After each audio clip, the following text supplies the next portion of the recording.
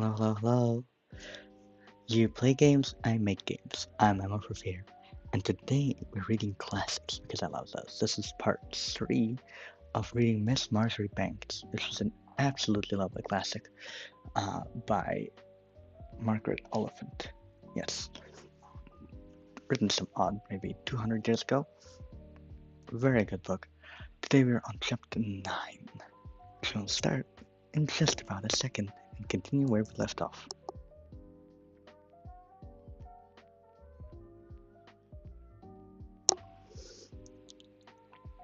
On any additional notes, the weather today is mediocre at best, so we'll see how my internet connection will hold. In regards to that, I think it should do good, but nonetheless, good to have it out there. And I am also down to, well, after this pretty cup of chamomile tea, down to 0 honey in the house, which is very unfortunate. A moment of silence for. Well, and now I can move on to chapter 9. It was not till Marjoribanks had surmounted, to a certain extent, the vexation caused her by her unlucky confidence in Tom, that that unhappy young man took the step which Lucilla had so long dreaded, but which she trusted to her own genius to hinder him from carrying into execution. Miss Marjoribanks had extricated herself so triumphantly from the consequences of that unhappy commencement of her very charming luncheon parties, that where that she had begun to forget the culpability of her cousin. She had defeated the rector in his benevolent intentions, and she had taken up his protege just at the moment when Mr. Bury was most disgusted with the unfortunate woman's weakness. Poor Miss Mortimer, to be sure, had fainted or had been near fainting in the most inopportune moment, and it was only natural that the rector should be annoyed. But as for Lucilla, and let me scroll a little bit to see the rest of that sentence. But as for Lucilla, who was always prompt in her actions, and whose good nature and liberality were undoubted, she found her opportunity in the failure of Mr. Bury's scheme. After the rector had gone away, Miss Marjoribanks herself conducted the window home, and by the time Miss Mortimer's prospects were beginning to bring under the active and efficient patronage of her new friend, this being the case, Lucilla's good humor was perfectly restored, and she had forgiven Tom his maladroitness. Oh, I've never heard that word before. Very good. Maladroitness.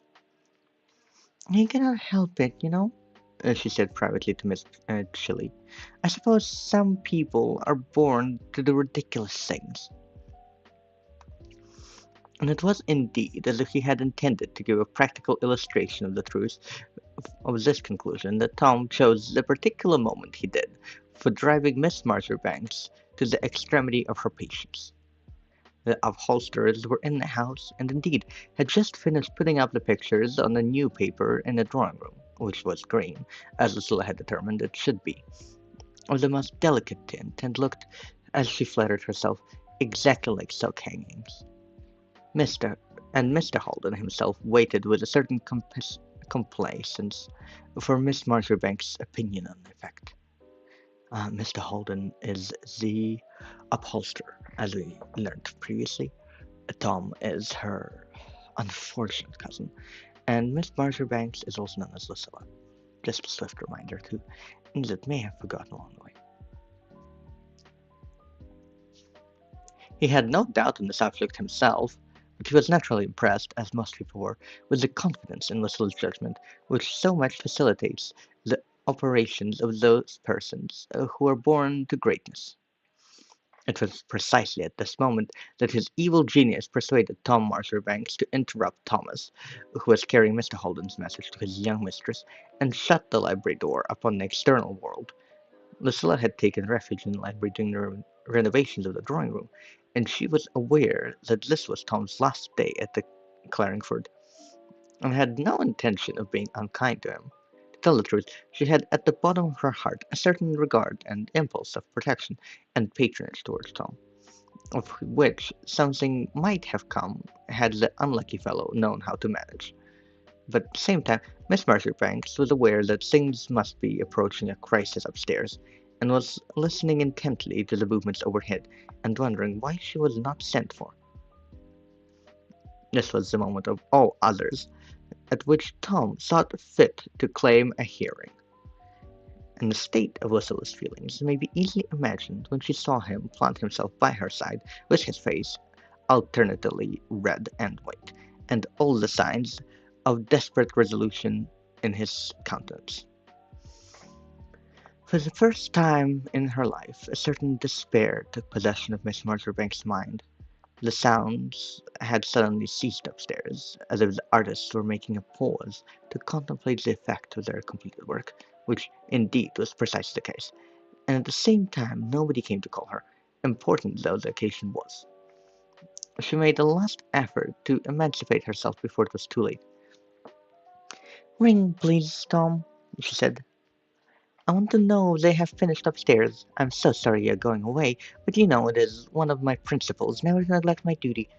I am sure they must be waiting for me. If you would only be kind enough to ring." Oh, I don't. I almost forgot what Tom's voice was before. "Lucilla." Maybe. We'll go with that one. That sounds annoying enough, said Tom. "You know I would do anything in the world you like to tell me, but don't ask me to ring just now. I'm going to leave you. And there is something I must say to you, Lucilla," said the young man with agitation. Miss Marjoribanks was seated near the window, and she had a moral certainty that if any of the Browns happened to be in that ridiculous glass house where they did their photography, they must have a perfectly good view of her, with Tom in the background, who had placed himself so as to shut her into the recess of the window. Oh, we don't like Tom. Uh, I mean, you close the door, you corner her. That's not. That's not good. Which is an understatement, but honestly, my hatred for Tom has surpassed words. This, coupled with the evidence of her senses, that the workmen upstairs had ceased their work, and that a slow footstep traveling the floor now and then was all that was audible, drove Lucilla to despair. "Yes," she said, temporizing a little, which was the only thing she could do. "I'm sure I'm very sorry, but then, with the house in such a condition, next time you come, I shall be able to enjoy your society," said the designing young woman. "But at present I'm so busy. It is one of my principles, that things are never rightly done if the lady of the house does not pay proper attention. They're sure to make some dreadful mistake upstairs if I don't look after them. I shall see you again before you go." "Lucilla, don't be so cruel," cried the unlucky Tom, and he caught her hand, though they were at the window. "Do stop a moment and listen to me, Lucilla. What does it matter about the furniture and things when a man's heart is bursting?" "Oh, Tom, I hate you." "Oh," cried the unfortunate lover, and just at that moment Miss Marjoribanks could see that the curtain was drawn aside a little, ever so little, in the glass house. She sat down again with a sigh and drew her hand away, and prepared herself to meet her fate with heroism at last. "What in the world can you have been doing?" said Lucilla innocently. "You used you used always to tell me, when you go into any difficulty, and I'm sure if I can be of any use to you, Tom. But as for furniture and things, they matter a great deal, I assure you, to people's happiness. And then, it is the object of my life to be a comfort to dear papa."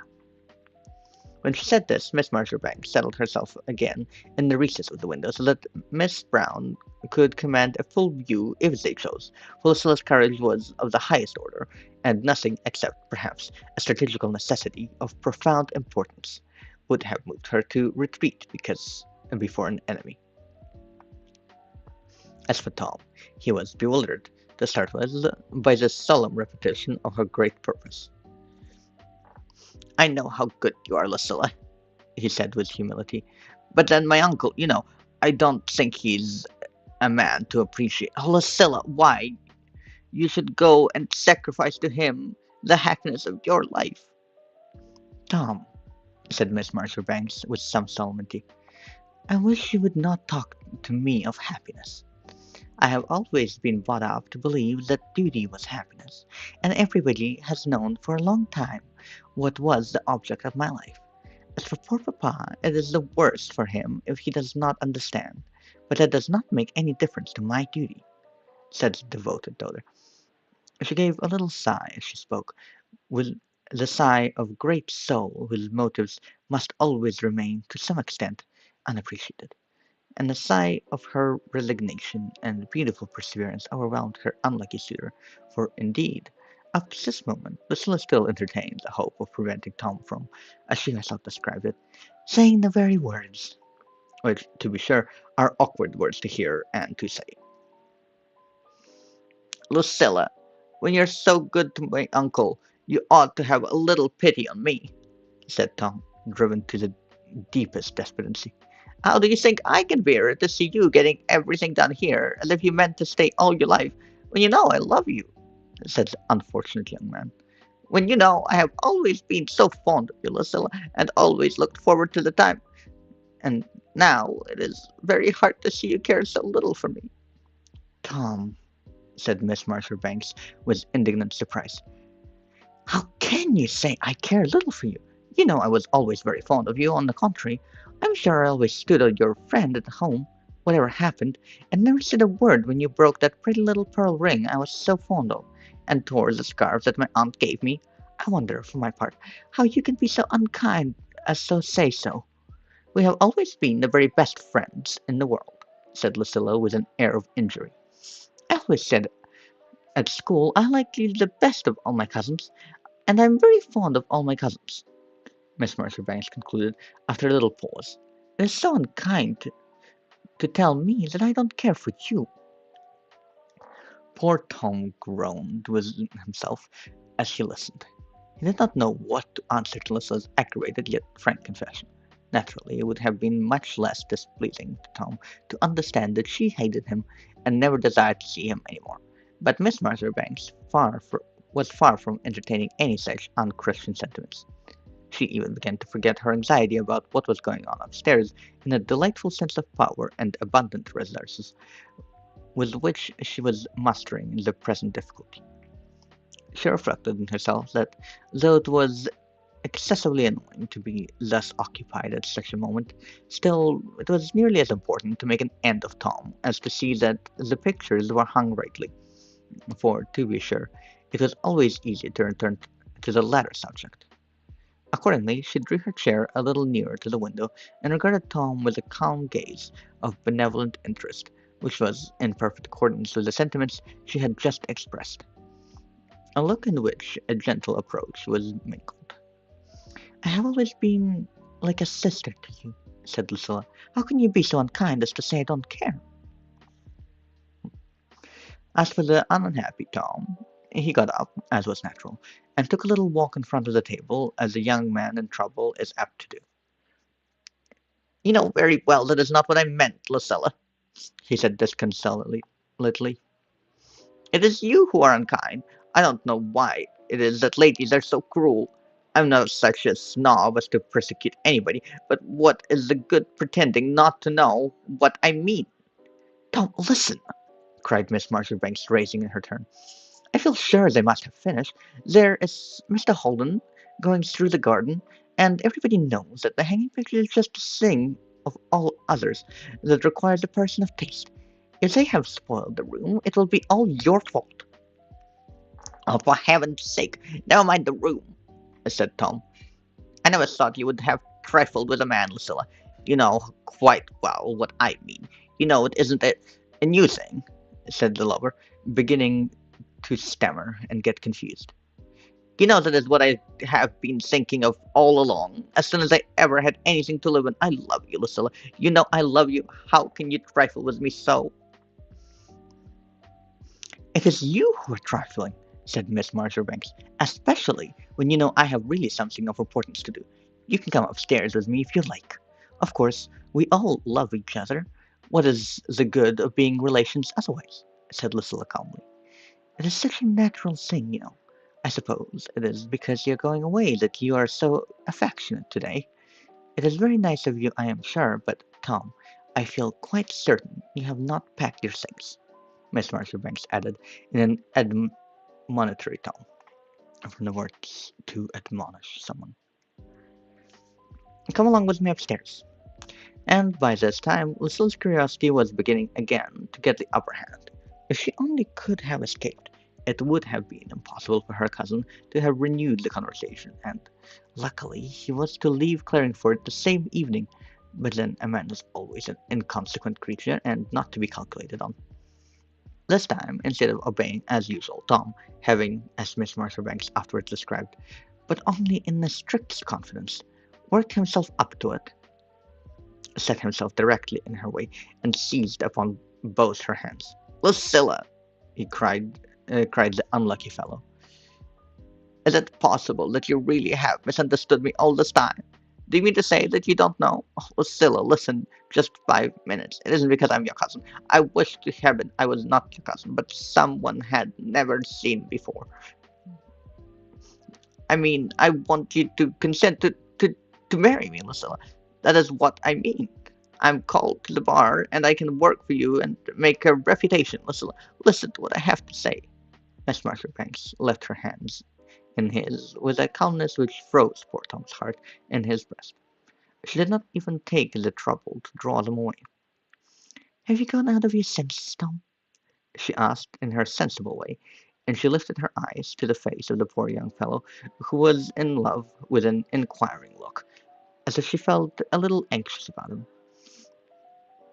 "If you have any feeling as if fever was coming on," said Lucilla, "I think you should go upstairs and lie down a little till Papa comes in. I heard there had been some cases down about the kennel. I hope it is not the aciders that have been too much for you. I hope it is not the aciders that have been too much for you." When Miss Marjoribanks said this, she herself took fast hold of Tom's hands with a motherly grasp, to feel if they were hot, and looked into his eyes with a certain serious inspection, which, under the circumstances, poor fellow, was enough to dry him out of his little rationality he had left. Tom was so far carried away by his frenzy that he gave her a little shake in his impatience. "You're trying to drive me mad, Lucilla!" cried the young man. "I have got no fever. It is only you who are driving me out of my senses. This time you must hear me. I will not let you go till you have given me an answer. I am called to the bar, and I have begun my career," said Tom, making a pause for breath. "I knew you would have laughed at me when I was depending on my mother, but now all that is over, Lucilla. I have loved you as long as I can remember, and I always thought that you cared for me a little. If you live will have me, there is nothing I could not do," said Tom, who thoroughly believed what he was saying. "And if you will not have me, I will not answer for consequences if I go off to India or if I go to the bad." "Tom," said Lucilla solemnly, and this time she drew away her hands. "Can we just. I'm so tired of Tom. We don't like Tom. No one likes Tom. This has been several pages, as far as I'm concerned. Tom. hmm, This is not appropriate behavior whatsoever, obviously, but just. Ah, not only had you had to go this far at all, and while she's trying to take a hint first of all, but if you're not even taking a hint, at least say, I don't like him. He's like, "Well, you've gotta love me, and if you don't love me, I'll go and do some bad things, and it'll be your fault." And that's not particularly good either.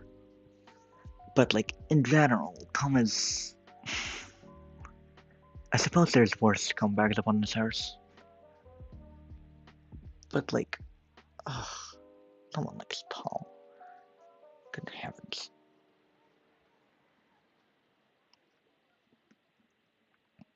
Now, where were we? Mm, mhm. "If you ever want to get married, I think the very best thing you can do is to go to India. As for marrying just now at your age, you might as well jump into the sea. You need to be vexed, said Miss Marjoribanks in her. My apologies.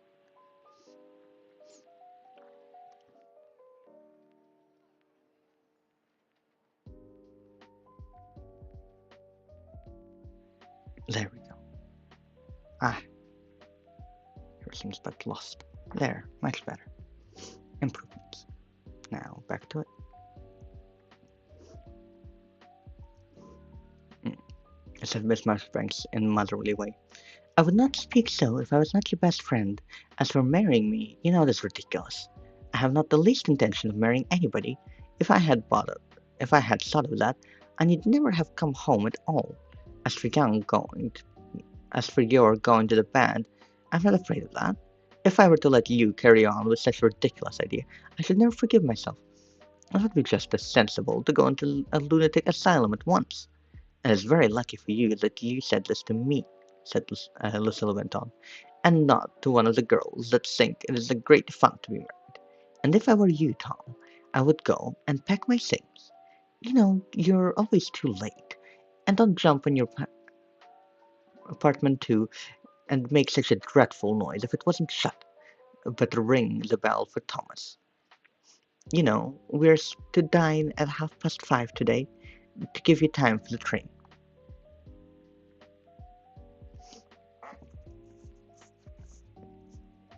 Great.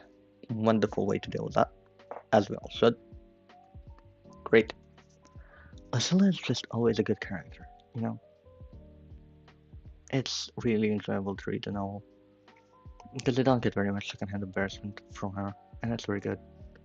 Like, almost at all, honestly. Which is not something I can say for most novels. But then again, that's part of the reason we really enjoy classics in a way. Mhm. It's interesting. These were the last words Tom Marjoribanks heard as Ursula left the room. She ran up to the drawing room without losing a minute, and burst in upon the vacant place where Mr. Holden had stood so long waiting for her.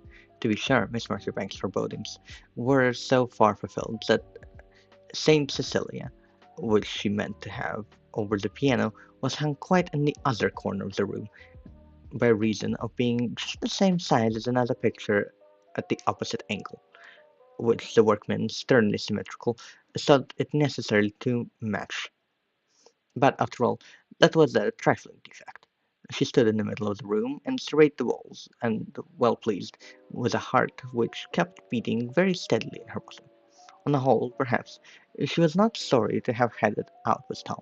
So far as he was personally concerned, Miss Marjoribanks, being a physician's daughter, had a great faith in the medicatrix, and was not afraid of her cousin's health or his morals, as less experienced women might have been.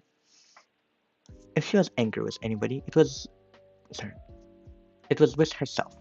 She had not taken sufficient precautions to avoid the explanation. But after all, everything is for the best, Lucilla said to herself, with that beautiful confidence which is common to people who have things their own way. And she devoted her mind to the Saint Cecilia and paid no more attention to Tom.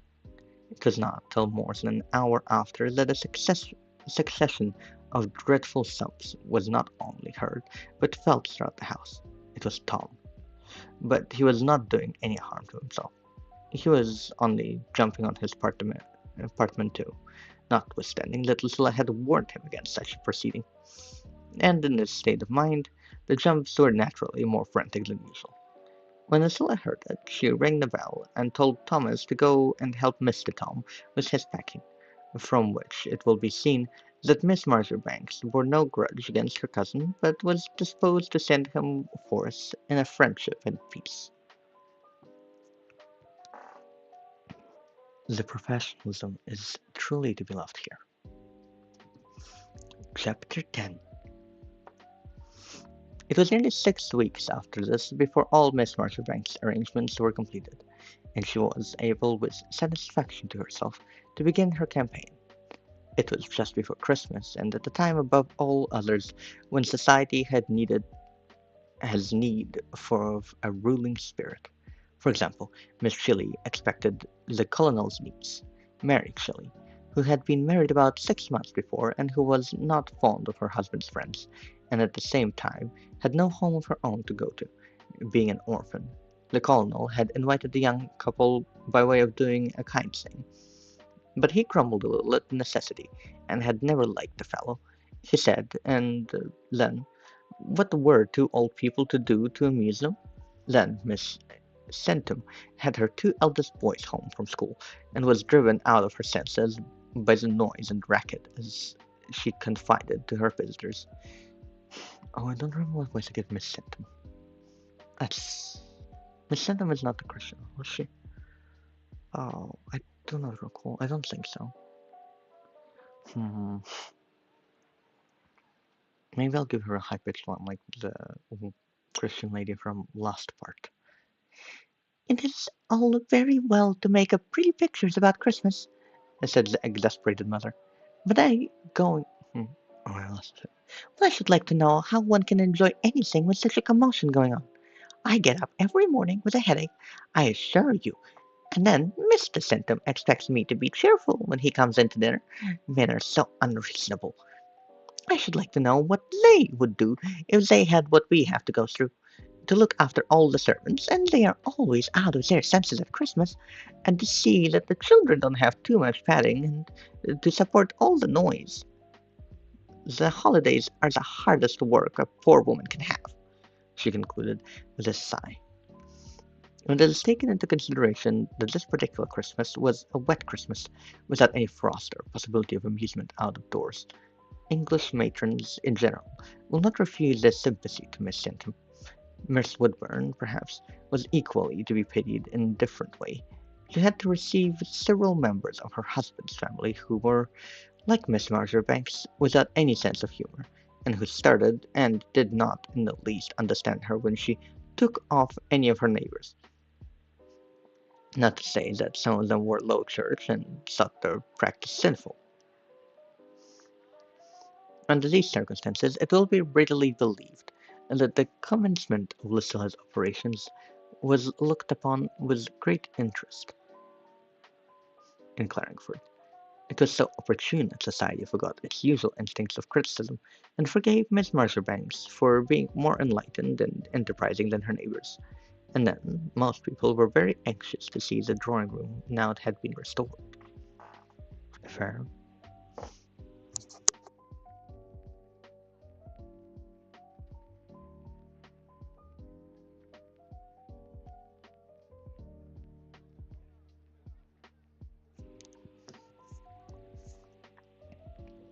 I wonder if in Australia and New Zealand there's such a thing called tall poppy syndrome, which is the event of where people who try to do, well, become exceptional or uh, are perceived as somebody that tries to become exceptional are generally shunned. And so I wonder if that had perhaps originated from Britain in some way, because here it is also kind of mentioned, let's say that mm, yes, being just like more enlightened or enterprising than everybody else would usually warrant criticism. It is very great of Miss Marjoribanks to have aligned herself with a time where so many people are so in need. Although being exasperated usually doesn't really help with, you know, benevolent means. But the difference here is between the way that she does it. She offers help in a way that is not obtrusive but also not meddling. And I think that's the thing that kind of helps people to get their minds off it and not be more stressed by that same offer of help as one might when they're already stressed. Hmm. But we will see how it turns out as we go through the chapter.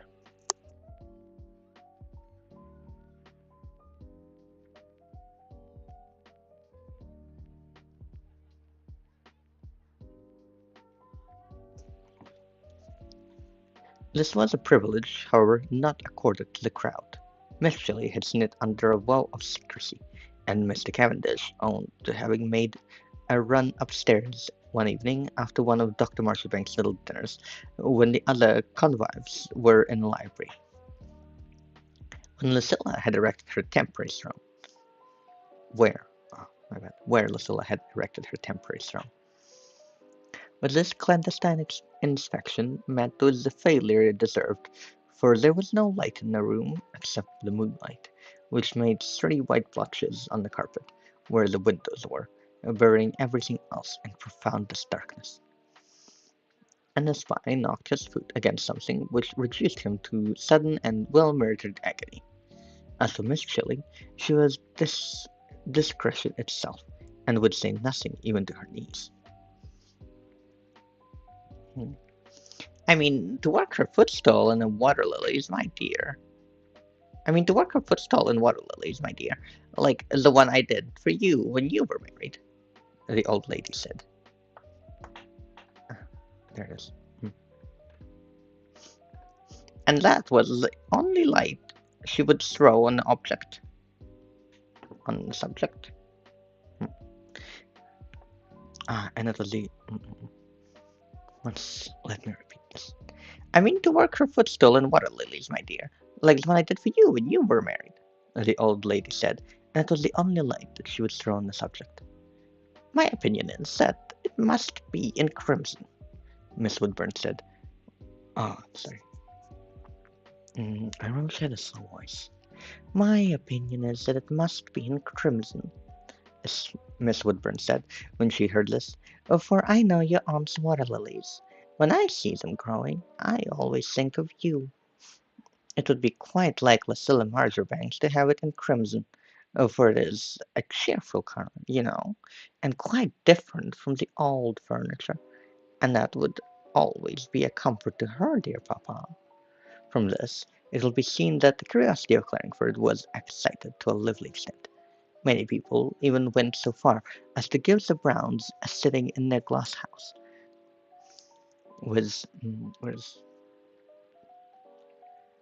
I have lost my spot.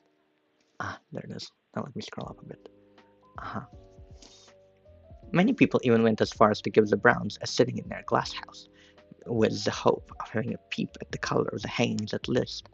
But Miss Marjoribanks was too sensitive a woman to leave her virgin drawing room exposed to the sun when there was any, and to the photographers, who were perhaps more dangerous.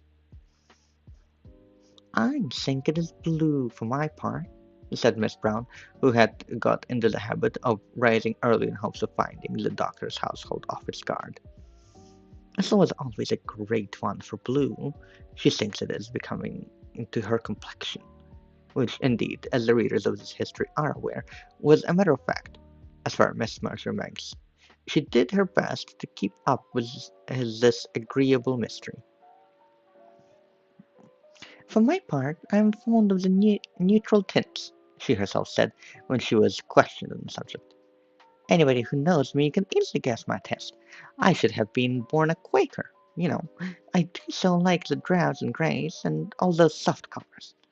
You can have much You can have as much red and green as you like abroad, where the sun is strong, but here it would be bad style, said Lucilla, from which the most simple-minded of her auditors drew the natural conclusion all the world drew the natural conclusion. Thus all the world contemplated with excitement the first Thursday, which was to open this enchanted chamber to their admiring eyes. Don't expect any irregular invitation, Miss Marjoribanks said. I hope you will all come, or as many as you can. Papa has always some man to dinner with him that day, and it is so dreadfully slow for me with a heap of men. That is why I fixed on Thursday. I want you to come every week, so it would be absurd to send an invitation. And remember, it is not a party, only an evening, said Lucilla. I shall wear a white frock high, as I always do. Now be sure you come. Oh no, I have to make up a wish for Mary, Miss Shelley's niece. An hour ago, maybe. But we can't all go in high white frocks," said Miss Shelley's niece, Mary, who, if her trousseau had been subtracted from the joys of marriage, would not, poor soul, have found very much left. This intimidation dismayed the bride a little, for, to be sure, she had decided which dress she was to wear before Lucilla spoke. "But, my dear, you're married," said Miss Marjoribanks. "That makes it quite different. Come in that pretty pink that is so becoming. I don't want to have any dowdies, for my part, and I don't forget that I shall expect you all at 9 o'clock." When she had said this, Miss Marjoribanks proceeded on her way, sowing invitations and gratification around her. She asked the youngest Miss Brown to bring her music, in recognition of her ancient claims as a songstress of society in Clarengford. For Lucilla had all that regarded for the constituted rights which is so necessary to a revolutionary of the highest class. She had no desire to shock anybody's prejudices or wound anybody's feelings. "And she has a nice voice," Lucilla said to herself, with the most friendly and tolerant feelings. Thus Miss Marjoribanks prepared to establish her kingdom with a benevolence which was almost utopian, not upon the ruins of other thrones, but with the goodwill and cooperation of the lesser powers, who were, to be sure, too feeble to resist her advance, but whose rights she was quite ready to recognize and even to promote in her own way. At the same time, it is necessary here to indicate a certain vague and not disagreeable danger, which appeared to some experienced persons to shadow Lucilla's conquering way. Mr. Cavendish, who was a young man of refinement, not to say that he had a very nice not to say that he had a very nice property, had begun to pay attention to Miss Marjoribanks, and what Miss Shelley thought quite marked manner.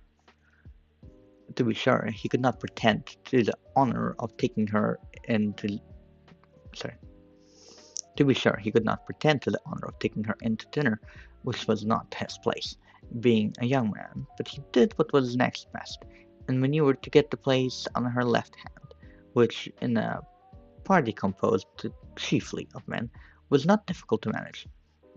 For, to tell the truth, most of the gentlemen present were at this special moment more interested in the dinner than in Lucilla, and after dinner it was Mr. Cavendish who was the first to leave the room, and to hear the two talking about all places they had been to, and all the people they had met, was as good as a play. Miss Shelley said Mr. Cavendish confided to Lucilla his opinions upon things in general, and accepted the reproofs, yeah, and accepted the reproofs which she administered. For Miss Marjoribanks was quite unquestionable in her orthodoxy, and thought it a duty, as she said, always to speak with respect of religion, when his sentiments were too speculative, and said, "How charming is divine philosophy!" so as for the moment to dazzle Lucilla herself, who thought it a very pretty compliment. Uh, so, mm,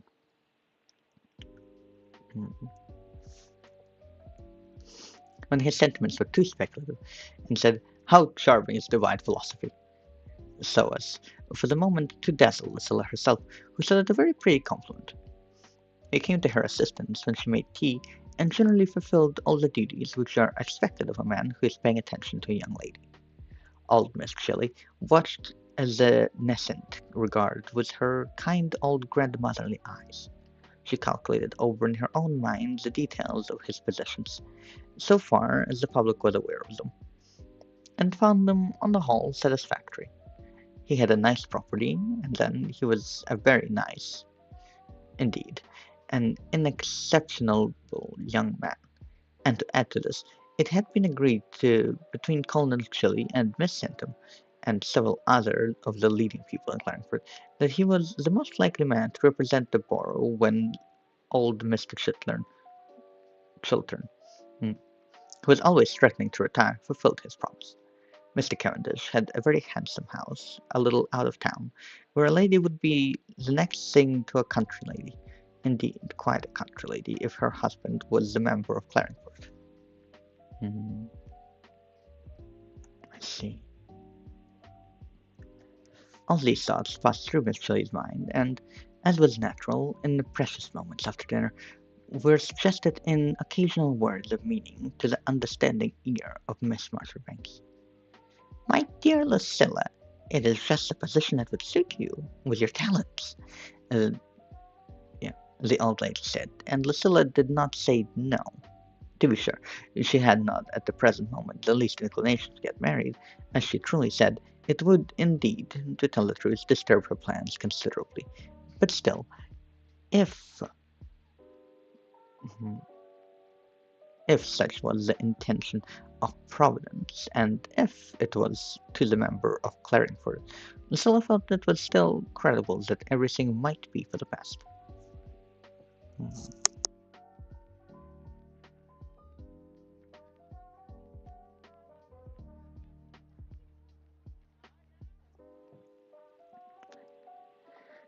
Hmm. But it is a great deal too soon to think of anything of that sort, Miss Marjoribanks would reply. If I had thought of that, I need never come home at all, and especially when Papa has been so good about everything. Yet, for all that she had, mm, for everything. Yet, for all that she was not ungracious to Mr. Cavendish, when he came in first as usual. To marry a man in his position would not, after all, be deranging her plans to any serious extent.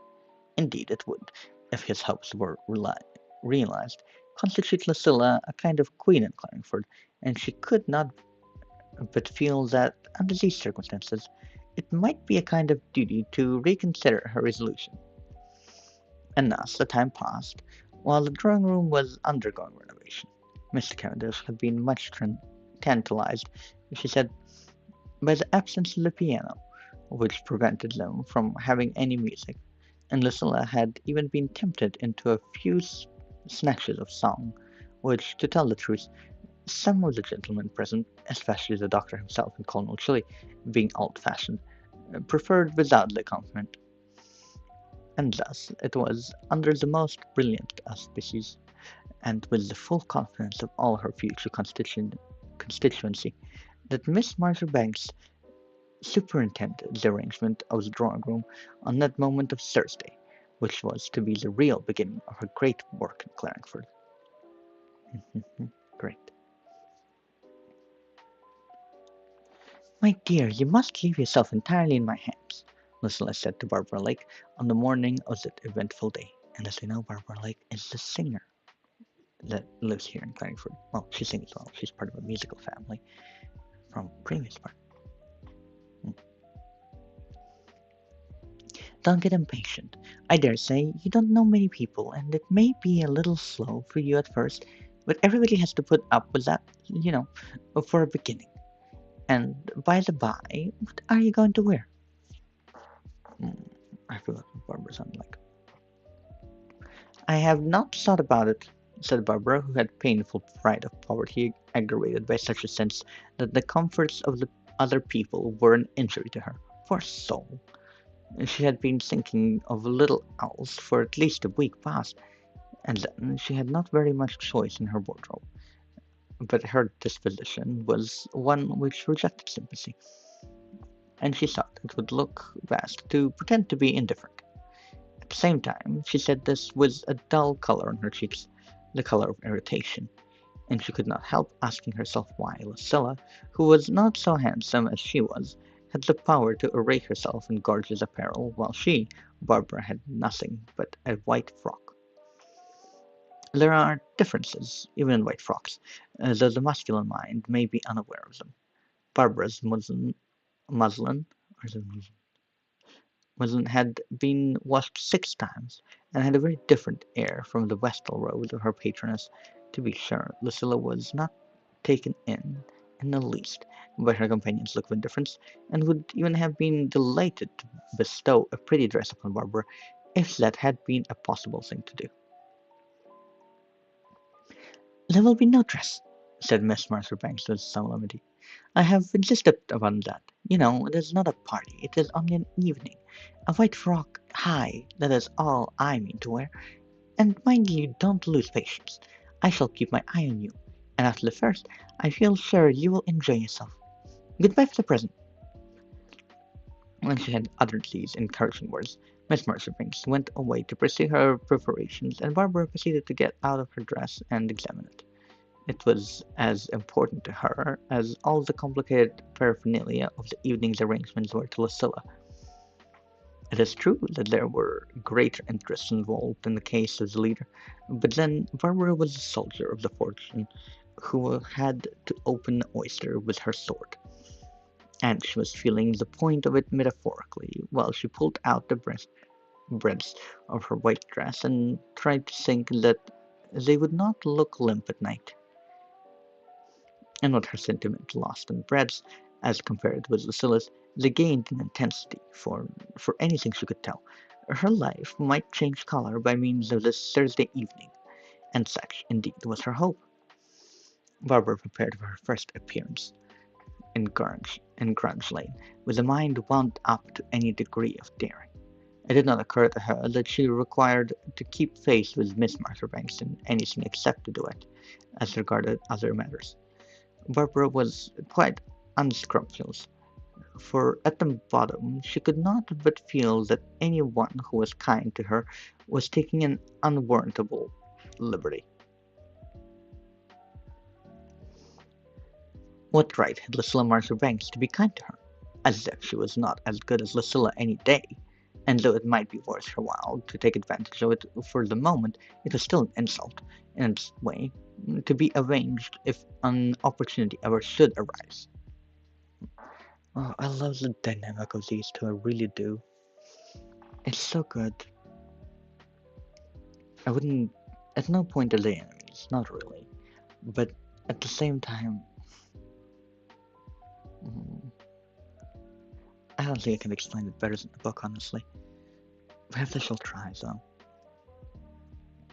Miss Marjoribanks, as earlier described, to be the commander and Miss Barbara the soldier, and it is as such that she worries with the particulars of the soldier, things like the dress, the execution of her actions, the quality of her work, more so than the big pictures that Lucilla occupies herself with.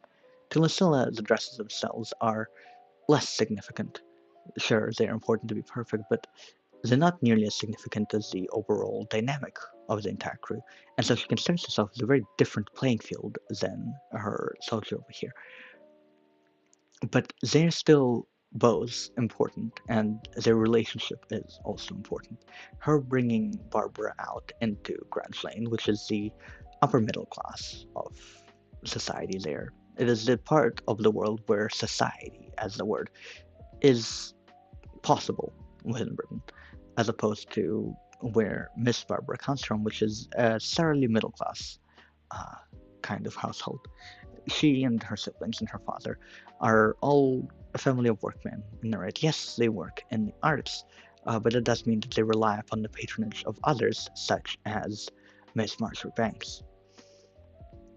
And that is where we see this like direct line of it. And I like the way that they kind of, in a way, I wouldn't say they're forced to get along per se, but the way that they talk with each other makes it feel so, you know? Like, yes, at any point they could choose a less advantageous path, but neither of them will. And because of that, they feel a certain friction and lack, I suppose. But, like, that's what makes it an interesting dynamic. Because anytime they interact, they have to examine how much they're willing to do so, you know? And I find that interesting. It's not a common dynamic within the world, nonetheless, as far as I'm concerned. And nonetheless, possibly even less in literature in these particular ways. It's why I like this book so much. The stakes, on paper, appear very low, and they are. But it's still so interesting nonetheless. Here, we don't have it like forced proximity because of a physical limitation, like something drastic, like, oh, I don't know, maybe you were both locked in like a horror house or something, right? Horror mm, like a screen style, that would be quite dramatic. And that's not what's happening. They're not really locked in or anything. Neither are they fighting for a common cause, such as saving the country or something. They're just trying to live their life to build a better future for themselves individually. And what that looks like for all the members involved is very different. For Lucilla, it looks like a thriving society and community. For Miss Barbara, it looks like a marriage to someone that can sustain her. And that's, I find that nice. It builds an interesting narrative where normally you'd think there would be none. Mm, It's so good. I think it's kind of like a slice of life, really, if you think about it. But perhaps a little bit more dramatic than a slice of life was the ways that Miss Marjoribanks is treated as the main character. Well, nonetheless, we shall move on to the reading part of it. Just a moment.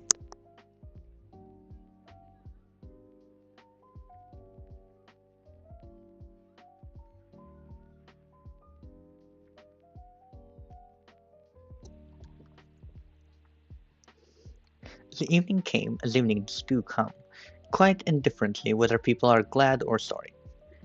And it was with a calmness which the other ladies regarded as next to miraculous that Miss Marjoribanks took Colonel Chilly's arm to go to the dining room.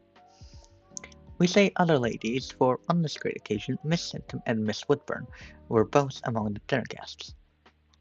Hmm, Amberbush. To see her eat her dinner as if she had nothing on her mind, Miss Shelley said in amazement. As for me, though nobody can blame me if anything goes wrong, I could enjoy nothing for thinking of it. And I must say I was disappointed with the dinner, she added, with a certain air of satisfaction in Miss Woodburn's ear.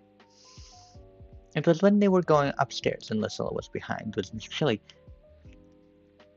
The fuss the men have always made about these dinners, and except for a few made dishes that were really nothing, and I can't say I saw anything particular in it. And as for Lucilla, I can't think she has any feeling, said the banker's wife. Oh, my dear, it is because you don't understand, said Miss Woodburn. She is kept up, by sense of duty. It is all because she has set her heart on becoming a comfort to her dear papa. Such, it is true, were the comments that were made upon the public-spirited young woman who was doing so much for Claringford. But then Lucilla only shared the fate of all great benefactors of the world.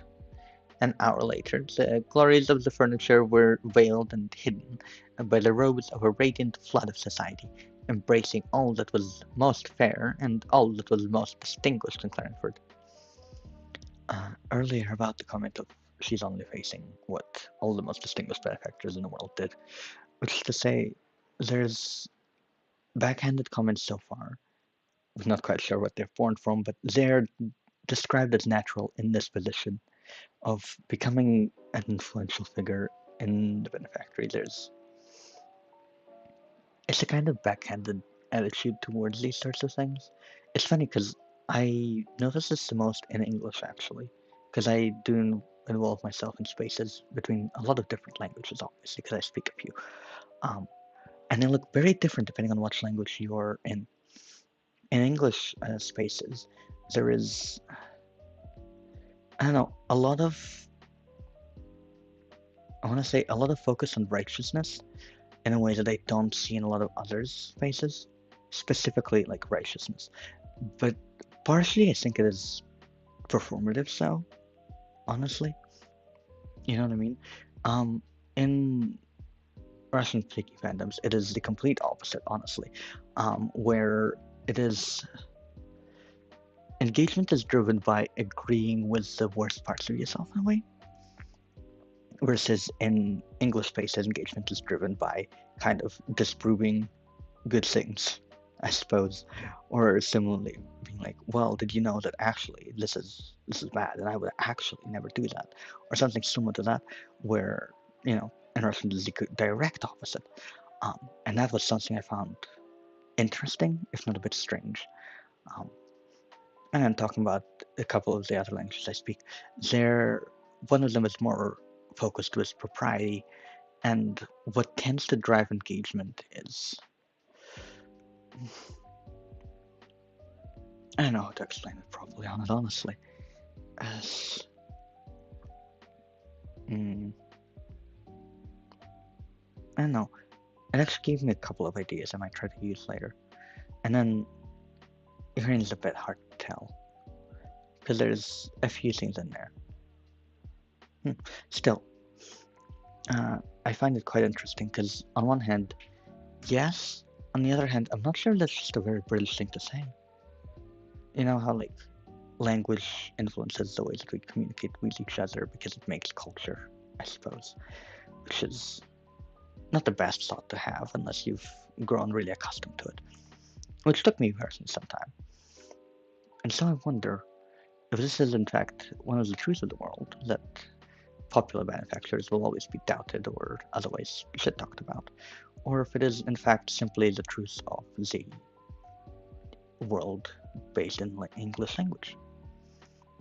It really does come to a question. But nonetheless, it is how it's treated here, so let's move on.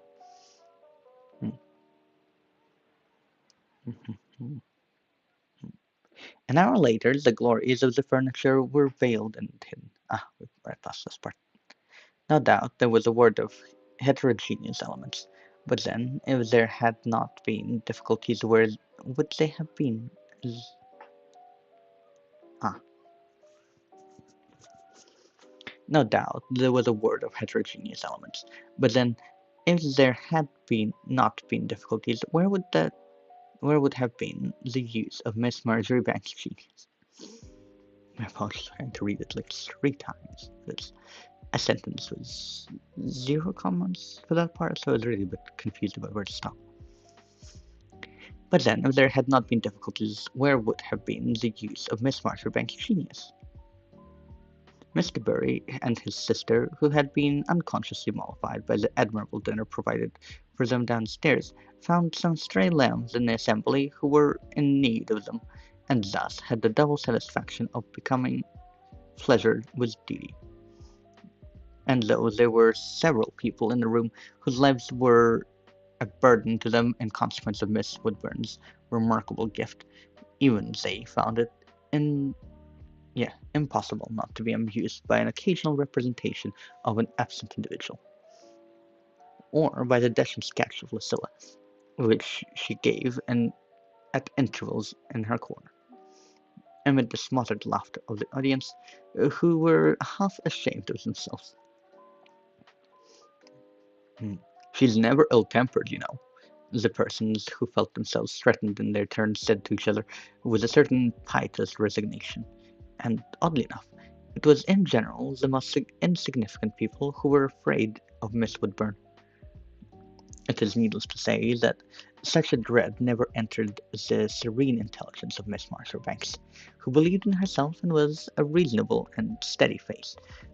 As for old Miss Shelley, who had so many funny little ways, and whom the mimic executed to perfection, she also was quite calm on the subject. Oh, that's so cool. On the account of this, right, it talks about how the people who were the most worried of having a bad caricature drawn of them were people who were obviously insecure, but those people who were also insecure were the ones who had the least, I guess, not quite to be worried about because she'd draw it, but in terms of their image was the least significant of them. And I think that's because in that point, you don't put yourself out there very much. People who put themselves out there very much are always prepared for the idea of somebody drawing a less than pretty picture of them, right? That is the price of entry for developing anything at all. And so, especially in terms of reputation. And so that is a pretty good point they have drawn here. And it's such a pretty picture. They're, meddling in, they're talking. It's so cool.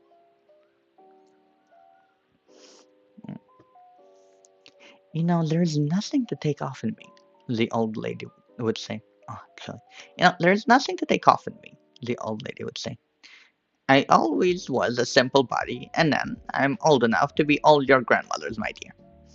Which was a saying calculated, as Miss Marjoribanks justly observed, to melt a heart of stone. That Miss Brown's had. Is that in plural then? Miss Brown's had bought their photographs, in which most people in Grange Lane were caricatured hideously, but with which a charming quality that the most exigent forgave the wrong to himself in laughing at his neighbors. Miss Brown had bought her music too, and sang her feeble little strain to the applause of her immediate neighbors, and so the delight of these who were at a distance, and who could talk louder and flirt more openly under cover of the music. And there were other young ladies who had also come prepared with a little roll of songs or pieces. Lucilla, with her finger as if it were upon the pulse of the company, let them all exhibit their powers with that enlightened impartiality which we have already remarked in her. When Miss Cavendish came to her in his ingratiating way, and asked her how she could possibly let all the sparrows chirp like that when the nightingale was present, Miss Marjoribanks proved herself proof to the flattery. I don't know, proved herself proof was quite cool. That's a cool saying I didn't know about. Miss Marjoribanks proved herself proof to the flattery. She said, "Do go away like a good man, and make yourself agreeable. There are so few men, who can flirt in Clarendon. I have always reckoned upon you as such a valuable assistant." "It is always an advantage to have a man who flirts," said Miss Marjoribanks. This was a sentiment perhaps too large and enlightened, in the truest sense of the word, to meet, as it ought to have done, with the applause of her audience. Most of the persons immediately surrounding her thought, indeed, that it was to, a mere bon mot to which Lucilla had given utterance, and laughed accordingly. But it is needless to explain that these were persons quite unable to understand her genius.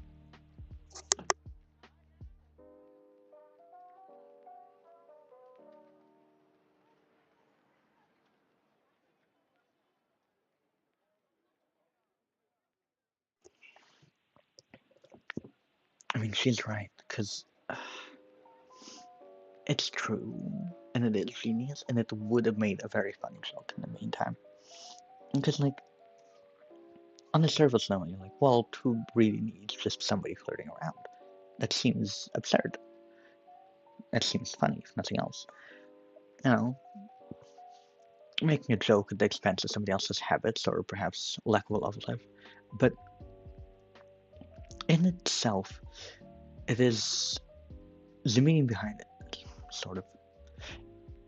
You bring the more social people, the ones that are outgoing and always happy to strike up conversation with other people, and thus includes a man who flirts. A lot of the time, especially at the time, the men would find themselves scarce likely to talk to the women in the circle, right? They have less in common. Men had their work, I suppose, and women had other things to do, and together they had not many interests, and it wasn't necessarily proper unless they were of eligible age and eligible to do such a thing. And thus, a flirting man would bring both parties together in an evening, and that is wondrous, especially for her, case specifically. Hmm. All this time she was keeping her eyes upon a figure in the corner of a sofa, which looked as if it was glued there, and kept staring defiance at the world in general from under black and level brows. Lucilla, it is true, had introduced Barbara Lake in the most flattering way to Miss Shelley and to some of the young ladies present, but then she was a stranger and an intruder into these regions of the blessed, and it does say blessed, huh? And she could not help feeling so, if her present companions had not whispered among themselves, "Miss Lake, what Miss Lake? Good gracious! Like the drawing-room master's daughter?"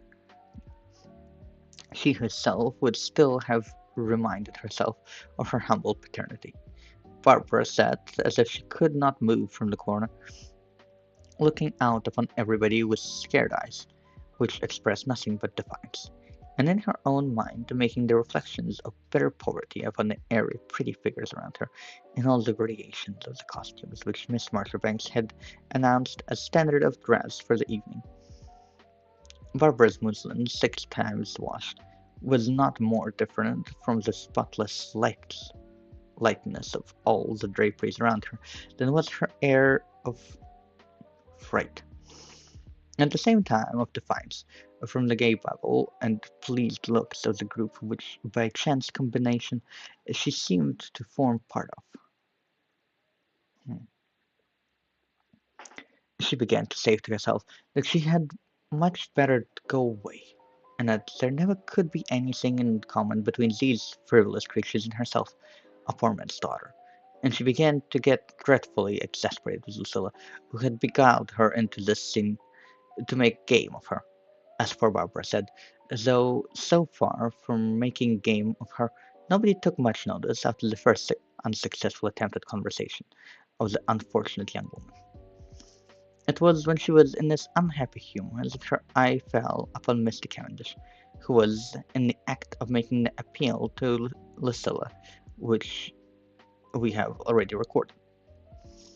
Barbara had never yet had a lover, but she had read an unlimited number of novels, which come to nearly the same thing, and she saw at a glance that this was somebody who resembled the indispensable hero. She looked at him with a certain fierce interest, and remembered at that instant how often in books it is the humble heroine behind backs whom all the young ladies snub who wins the hero at the last. And then Miss Marjoribanks thought she sent him away, smiled benignly upon him. The colour flushed to Barbara's cheeks, and her eyes, which had grown dull and fixed between fright and spite, took sudden expression under her straight brows. An intention, which was not so much an intention as an instinct, suddenly sprang into life within her, and without knowing, she drew a long breath of eagerness and impotence. She was standing quite near by this time, doing his duty according to Miss Marjoribanks' orders, and flirting with all his might. And Barbara looked at him as a hungry schoolboy might be supposed to look at a tempting apple just out of his reach. How was she to get at this suitor of Lucilla's? It would have given her so pure delight to tear down the golden apple, and tread on it, and trample it to nothing, and then it came into her head that it might be good to eat as well. It was at this moment that Miss Marjoribanks, who was in 6 places at once, suddenly touched Barbara's shoulder. "Come with me a minute. I want to show you something," she said, loud out. Barbara, on her side, looked around with a crimson countenance, feeling that her secret thoughts must be written in her guilty eyes. But then, those were eyes which could be utterly destitute of expression when they pleased, though their owner, at the present, just at the beginning of her experience, was not quite aware of the fact. Okay, unrelated, I like the way that they write these two, because the way that Barbara acts is very reflective of her position and insecurity in a way. She knows where she comes from, right? But it's something that she still struggles to. She wants to, leave poverty, obviously. Um, but in doing so, she's still very worried about not being at home outside of it. And so that kind of builds into this character, which, in a way, she tramples on her own toes a little bit here with it. She doesn't quite understand what is going on because she's never been in these kind of situations, and she assumes the worst, and so, and in that same fashion, tends to glare or otherwise, you know, act so. But in a way, it's realistic, I think, in a way that we don't really see in similar instances with modern novels, and I quite appreciate that. Now, one more moment.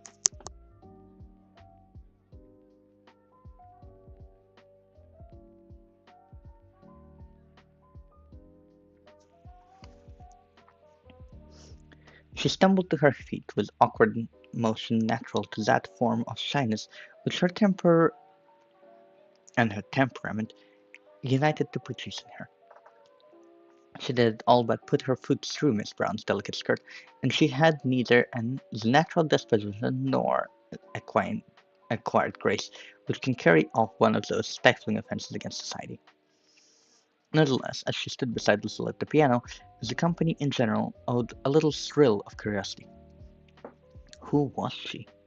A girl with splendid black hair, with brows as level as if they had been made with a line, with intense eyes which looked a little oblique under the straight bar of shadow. Her dress was limp, but she was not such a figure as could be passed over even at an evening party. And then her face was a little flushed, and her eyes lit up with excitement. She seemed to survey everybody with that defiant look which was chiefly awkwardness and temper, but which looked like pride when she was standing up at her full height, and in a conspicuous position where everybody could see her. Most people concluded she was an Italian whom Lucilla had picked up somewhere in her travels. As for Mr. Cavendish, he stopped short altogether in the occupation which Miss Marjoribanks had allotted to him, and drew close to the piano. He thought he had seen the face somewhere under a shabby bonnet in some by-street of Clarendon, and he was even sufficiently learned in female apparel to observe the limpness of her dress. This preference of curiosity had all been foreseen by Miss Marjoribanks, and she paused a moment, under pretence of selecting her music, to take the full advantage of it. Lucilla, like most persons of elevated aims, was content to sacrifice herself to the success of her work. And then, all at once, before the Clingford people knew what they were doing, the two voices rose, bursting upon the astonished community like a sudden revelation. For it must be remembered that nobody in Clarendon, except the members of Dr. Marjoribanks' dinner party, had ever heard Lucilla sing, much less with her companion. And the account which these gentlemen had carried home to their wives had been generally pooh-poohed and put down. Mr. Sentiment never listens to a note if he can help it, said the banker's wife. And how could he know whether she had a nice voice or not? Which, indeed, was a powerful argument. But this evening there could be no mistake about it. The words were arrested on the very lips of the talkers. Miss Woodburn paused in the midst of doing Lucilla, and, as we have before said, Mr. Cavendish broke a flirtation clean off at its most interesting moment. It is impossible to record what they sang, for these events, as everybody is aware, happened a good many years ago, and the chances are that the present generation has altogether forgotten the duet which made so extraordinary an impression on the inhabitants of Grunge Lane. The applause with which the performance was received reached the lengths of a perfect ovation. Barbara, for her part, who was not conscious of having ever been applauded before, flushed into splendid crimson, and shone out from under her straight eyebrows, intoxicated into absolute beauty. As for Miss Marjoribanks, she took it more calmly. Lucilla had the advantage of knowing what she could do, and accordingly she was not surprised when people found it remarkable. She consented on urgent persuasion to repeat the last verse of the duet, but when that was over, was smiling obdurate. Almost everybody can sing, said Miss Marjoribanks with a magnificent depreciation of her own gift. Perhaps Miss Brown will sing us something. But as for me, I am the mistress of the house.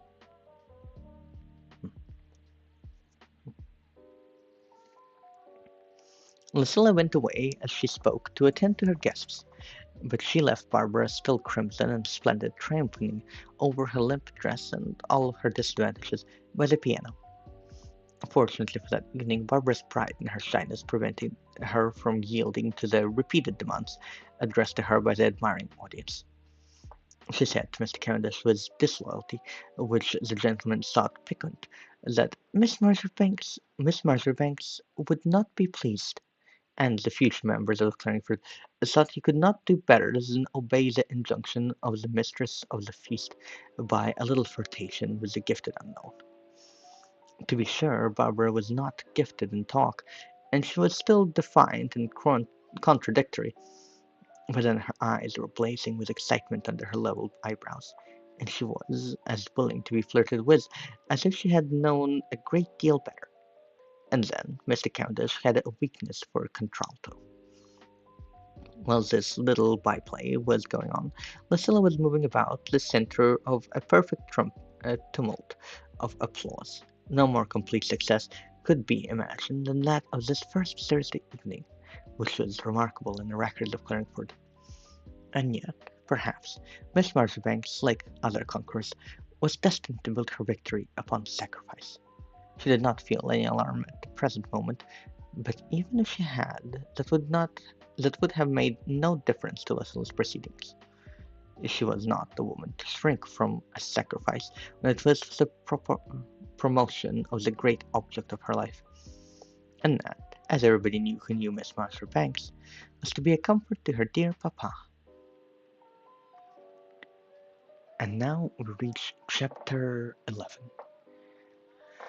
As I have run out of tea and my voice can get rather scratchy in this cold weather, we're forced to stop it short today at chapter 11.